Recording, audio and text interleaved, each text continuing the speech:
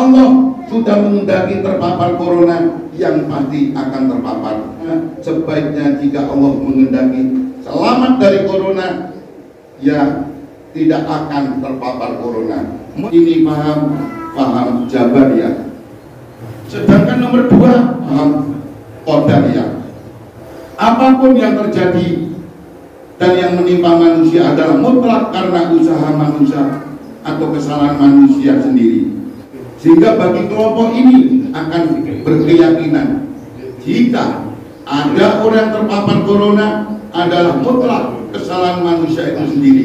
Karenanya mereka akan melakukan apapun agar selamat dari corona. Kalau perlu menutup rapat jalan, masuk ke rumahnya, mereka sangat takut tertular dan sangat menggantungkan kecanggihan peralatan medis dan obat-obatan. Mereka tidak percaya kekuatan doa.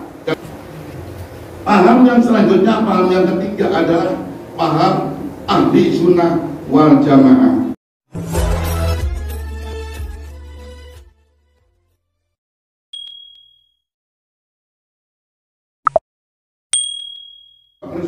Berprasangka baik kepada Allah, karena menurut hadis qudsi Allah itu terserah prasangka hambanya. Qala Allah Ta'ala, ana inda dzanni abdi bi. Dawuh Allah, saya itu terserah prasangka hambaku kepadaku. Ini dawuh Allah dalam hadis qudsi. Dengan demikian, maka seandainya ada hal yang buruk menimpa kita, semisal pandemi corona seperti saat ini, kita harus tetap berprasangka baik kepada Allah Subhanahu wa Ta'ala. Jangan sampai berprasangka buruk kepada Allah. Bagaimana berprasangka baik kepada Allah dalam hal wabah corona ini? Mungkin mengatakan wabah corona ini adalah ujian dari Allah agar manusia ingat kepada Allah, atau ini peringatan dari Allah agar manusia kembali sadar atau segera bertaubat kepada Allah. Wabah ini pasti tidak lama. Di balik musibah corona pasti banyak kebaikan dari Allah, dan seterusnya dan seterusnya. Maka kalau kita berprasangka seperti itu, insya Allah hasilnya pun sesuai prasangka kita. Sebaliknya, bila kita berprasangka buruk pada Allah, semisal wabah ini adalah hukuman dari Allah, atau Allah sudah tidak sayang lagi kepada kita, atau memang ini cara Allah untuk mengurangi populasi manusia, wabah corona ini pasti lama, dan seterusnya dan seterusnya. Maka prasangka seperti itu pun juga akan berlaku, karena Allah memang terserah prasangka hambanya. Ana inda dzanni abdi bi. Mengenai prasangka baik pada Allah, meski kita ditimpa penyakit, pernah dicontohkan oleh Nabi Muhammad SAW, sebagaimana diceritakan dalam hadis keterangan Aisyah radhiyallahu anha, yang artinya dari Aisyah radhiyallahu anha, ia bertanya kepada Rasulullah SAW tentang wabah penyakit taun.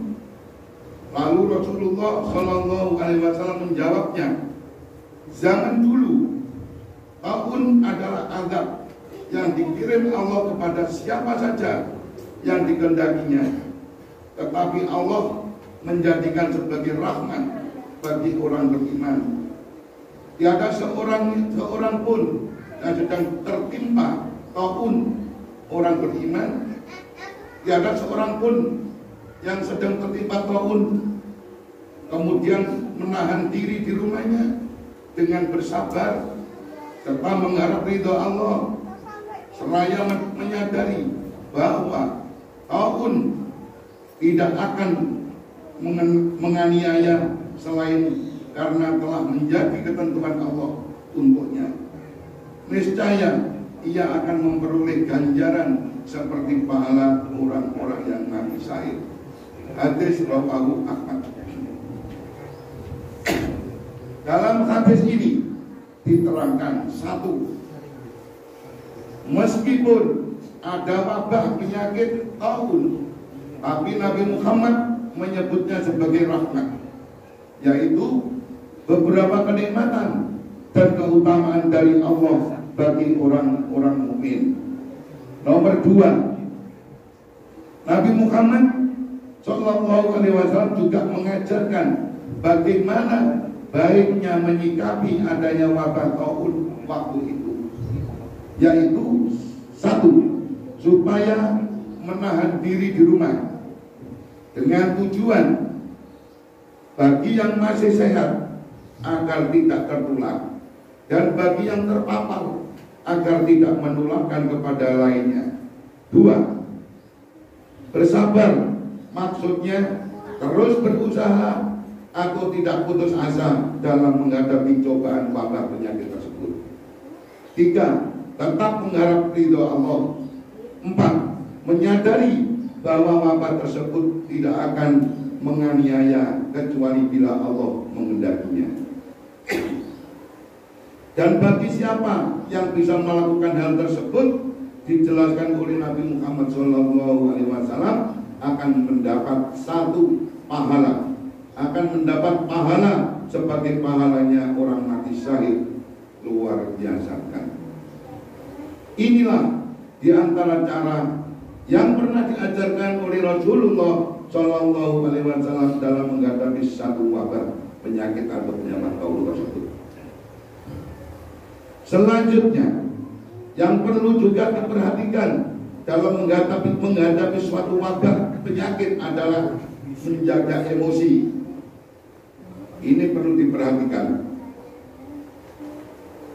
Meskipun banyak berita menakutkan tentang corona, kita harus tetap bisa menjaga emosi kita.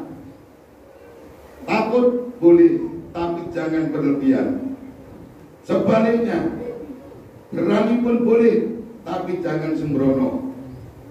Takut berlebihan di samping membuat panik, galau, stres, juga bisa menurunkan imun atau daya tubuh kita hingga berakibat mudah sakit.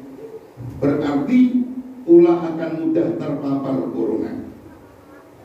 Mengenai negatifnya rasa takut yang berlebihan ini pernah diceritakan dalam kitab Iyadul Aulia karya Imam Abu Nu'aim Al-Asfani.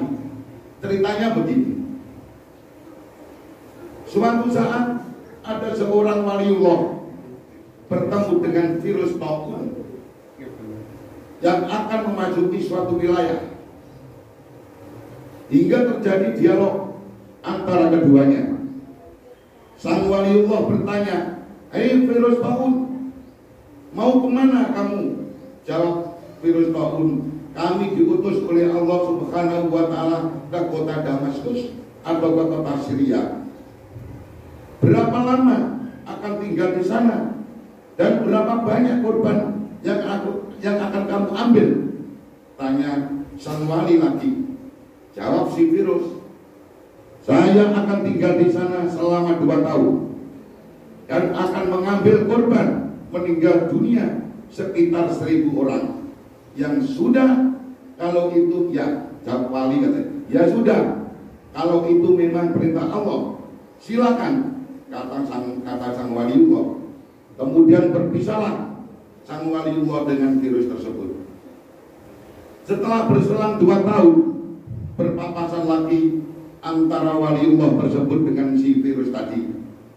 Maka bertanya lagi sang wali kepada si virus, "Bagaimana pelaksanaan tugas kamu untuk menduduki Damaskus Syria?" Jawab si virus, "Sangat lancar sang wali, dan korbannya mencapai 50.000 orang." Tuh, jawab virus. "Loh, kok sampai 50.000 orang?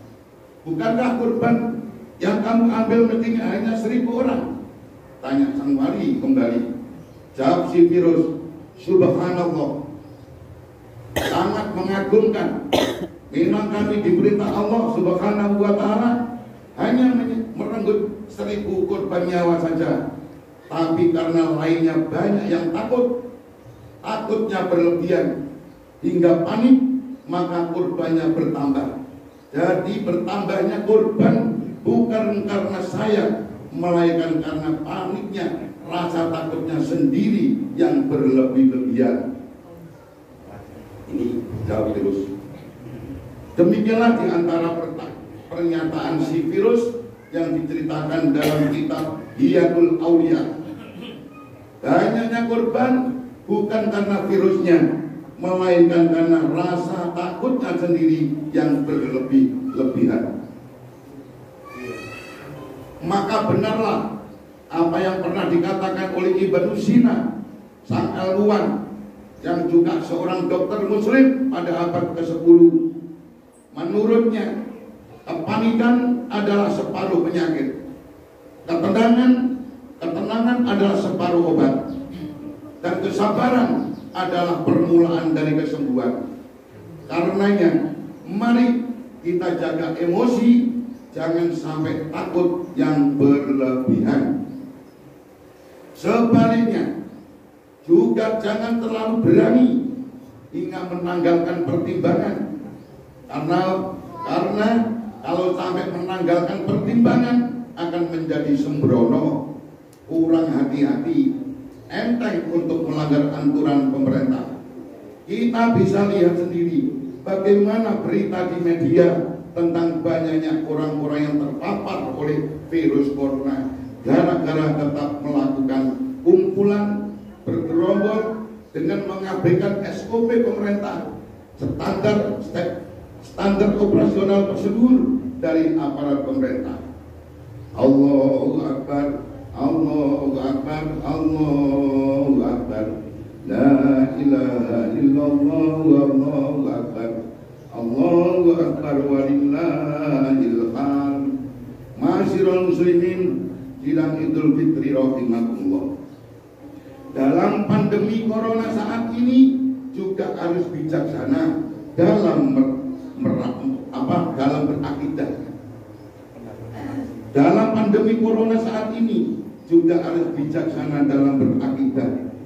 Di dunia ini ada 3 akidah atau keyakinan atau faham, ada 3 paham dalam menyikapi takdir Allah yang ditentukan kepada seluruh hambanya, yaitu ada akidah keyakinan Jabariyah, nomor 2 ada akidah Qadariyah, dan nomor 3 ada akidah Ahli Sunnah wal Jamaah. Menurut akidah Jabariyah, apapun yang terjadi pada manusia adalah mutlak takdir ketentuan dari Allah, tanpa campur tangan manusia atau tanpa ikhtiar manusia. Sehingga bagi kelompok ini dalam menyikapi wabah corona akan keyakinan kalau Allah sudah menghendaki terpapar corona, yang pasti akan terpapar. Meskipun sudah berusaha lolos dari corona, sebaiknya jika Allah menghendaki selamat dari corona, ya tidak akan terpapar corona, meskipun hidupnya dekat dengan corona. Sehingga bagi kelompok ini tidaklah perlu repot-repot ikhtiar agar selamat dari corona. Semisal tidak perlu pakai masker, physical distancing atau menjaga jarak, karantina, PSBB, dan seterusnya. Karena dianggap tidak ada artinya. Kalau Allah sudah menghendaki sakit, ya sakit.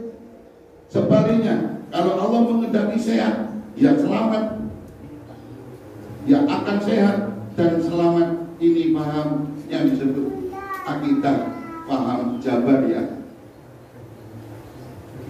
Sedangkan nomor 2, menurut ada paham atau keyakinan namanya paham Qadariyah. Apapun yang terjadi dan yang menimpa manusia adalah mutlak karena usaha manusia atau kesalahan manusia sendiri. Allah sudah tidak ikut campur. Bagaimana mereka? Allah sudah memberikan modal hidup di dunia dengan lengkap, yaitu diberi kekuatan fisik hingga akal pikir. Maka selanjutnya terserah manusia sendiri untuk mengelolanya, bagaimana dan untuk memanfaat hidupnya. Sehingga bagi kelompok ini dalam menyikapi wabah corona akan berkeyakinan jika ada orang terpapar corona adalah mutlak kesalahan manusia itu sendiri, bukan kehendak Allah. Karenanya mereka akan melakukan apapun agar selamat dari corona. Kalau perlu menutup rapat jalan, masuk ke rumahnya, mereka sangat takut tertular dan sangat menggantungkan kecanggihan peralatan medis dan obat-obatan. Mereka tidak percaya kekuatan doa dan pertolongan dari Allah di dunia ini. Ini paham qadariyah. Paham yang selanjutnya, paham yang ketiga adalah paham ahli sunnah wal jamaah. Menurutnya, apapun kebaikan yang menimpa manusia adalah pertemuan dari pertolongan Allah dan ikhtiar manusia. Namun, bila keburukan yang menimpa adalah karena faktor kesalahan manusia sendiri yang salah. Sehingga dalam menyikapi wabah corona berkeyakinan selain harus tawakal pada Allah, juga harus berikhtiar, baik dengan doa maupun dengan fisik. Berarti pula dalam menyikapi wabah corona, mereka akan hati-hati secara fisik dan banyak berdoa kepada Allah Subhanahu wa Ta'ala. Juga akan menjaga kebersihan jasmani dan kebersihan rohani. Mereka tidak takut berlebihan, juga tidak menantang penuh kesombongan. Mereka mau melakukan antisipasi penyebaran corona, misalnya menjauhi kerumunan massa dengan cuci tangan, pakai masker, karantina, PSBB dan seterusnya. Namun juga tidak lupa berlindung kepada Allah dari segala kemudorotan. Ini paham yang ketiga. Mengenai sikap ini pernah juga dicontohkan oleh Amirul Mukminin Umar Ibnu Khattab radhiyallahu anhu. Ketika menghadapi dilema harus melewati kota Syam atau menghindarinya karena kota tersebut sedang ada wabah penyakit. Ternyata Umar bin Khattab memilih untuk menghindari lewat kota tersebut. Melihat keputusan sang Amirul Mukminin, salah seorang sahabat bernama Abu Ubaid Al-Jarrah menemuinya dan mendebatnya dengan mengatakan, "Mengapa Umar? Mengapa kita menghindari takdir Allah, wahai Amirul Mukminin?" Dengan pertanyaan tersebut, Abu Ubaidah Al-Jarrah seakan ingin mengatakan, "Mengapa engkau berubah menjadi pengecut Umar? Wahai Umar, yang biasanya pemberani menghadapi musuh, kok sekarang menjadi takut terhadap virus penyakit yang kecil itu?" Lantas apa jawab Umar bin Khattab? "Kita menghindari takdir Allah yang satu dan memilih takdir Allah yang lain." Ini jawab Amirul Mukminin Umar. Tak berapa lama datanglah sahabat Abdurrahman bin Auf menyampaikan hadis Rasulullah Shallallahu Alaihi Wasallam yang pernah didengarnya. Katanya Rasulullah Shallallahu Alaihi Wasallam bersabda, "Jika kalian mendengar ada sesuatu wabah penyakit di suatu negeri, maka janganlah kalian memasukinya. Dan jika kalian berada di negeri itu, maka janganlah pula kalian meninggalkannya karena untuk menghindarinya." Hadis Bukhari, hadis sahih. Demikianlah, dengan demikian berarti ikhtiar keselamatan perlu dilakukan. Ikhtiar keselamatan kita perlu dilakukan dan bergantung kepada pertolongan Allah tidak boleh dilupakan. Inilah paham yang benar paham ahli sunnah wal jamaah. Allahu Akbar, Allahu Akbar, Allahu Akbar, la ilaha illallah, Allahu Akbar, Allahu Akbar, walillahil hamd. Ma'asyiral muslimin, sidang Idul Fitri rahimakumullah. Lalu sikap apa lagi yang harus kita lakukan dalam menghadapi wabah penyakit ini? Yaitu tetap menjadi orang baik. Artinya di tengah pandemi corona saat ini jangan tambah memperkeruh keadaan. Semisal ikut-ikutan menyalahkan pemerintah, menyebar hoax atau berita tidak benar, dan ketakutan, melipat gandakan harga peralatan. Jangan sampai melipatkan harga peralatan kesehatan dan seterusnya.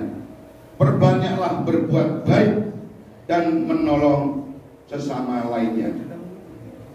Selanjutnya, tak kalah pentingnya lagi adalah memperbanyak doa pada Allah dan tawakal kepada Allah Subhanahu wa Ta'ala. Mengapa demikian? Karena doa itu di samping menjadi senjatanya orang mukmin, juga membuat kita ingat dan sadar akan Allah. Sedangkan tawakal adalah menyerahkan semua hasil ikhtiar kita kepada Allah Subhanahu wa Ta'ala. Karena pada dasarnya Allah lah yang maha menentukan, dan ketentuan Allah adalah terbaik bagi kita semuanya. Mengenai tawakal dan keyakinan pada Allah, ada sebuah kisah sahabat Nabi yang awalnya salah dalam memahami sikap tawakal, kemudian diajari oleh sang Nabi. Yaitu suatu saat ada sahabat Nabi yang akan memasuki Masjid Nabawi dan melepaskan untanya begitu saja tanpa diikat. Setelah dilihat oleh Nabi, ditegurlah sahabat tersebut dengan pertanyaan, "Kenapa tidak kamu ikat untamu?" Jawab dia, "Kuserahkan untaku kepada Allah, wahai Rasul. Jika Allah masih mengendaki ia jadi milikku, pasti tidak akan hilang. Namun jika Allah mengendaki ia bukan milikku, maka dia akan hilang, tidak akan kembali kepadaku." Mendengar jawaban sahabat tersebut, Rasul pun tersenyum seraya mengatakan, "Bukan begitu caranya." Lalu Rasul mengajarkan ikhtiar dan tawakal, dan benar dengan cara meminta untuk mengikat untanya. Kemudian beliau bersabda, "Sekarang barulah engkau bertawakal dan serahkan semuanya pada Allah." Begitulah pengertian tawakal menurut Rasulullah Sallallahu Alaihi Wasallam. Demikianlah diantara sikap bagaimana baiknya untuk menghadapi wabah virus yang saat ini melanda dunia, bahkan Indonesia. Semoga kita semuanya selamat dari dan bisa mengambil pelajaran dari mewabahnya virus corona ini. Amin. Amin amin ya rabbal alamin. Jalanallahu wa yakunal fa'inal aminin wa dakhalana wa yakum bijumlatil ibadillahi syakirin muttaqin. A'udzu billahi minasy syaithanir rajim. Bismillahirrahmanirrahim.